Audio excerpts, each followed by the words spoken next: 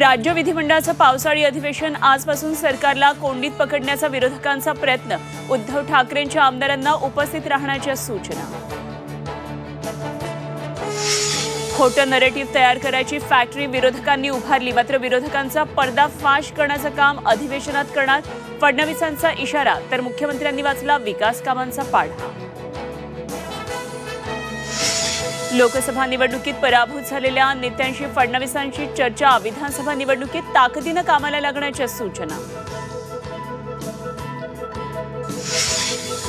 नीट पेपरफुटी प्रकरणात संजय जाधव आणि जलील पठाणसारखे सब एजंट लातूर जिल्ह्यात अनेक 28 जणांपर्यंत पोहोचण्यात पोलिसांना यश, सूत्रांची माहिती। दिल्लीचा गंगाधर मराठवाड्यातलाच रहिवासी असल्याचा अंदाज। एसी लोकल आणि वाढत्या गर्दीचा टेंभा मिरवू नका, लोकलमधून जनावरांप्रमाणे प्रवाशांची वाहतूक करता, मुंबई हायकोर्टानं रेल्वे प्रशासनाला फटकारलं।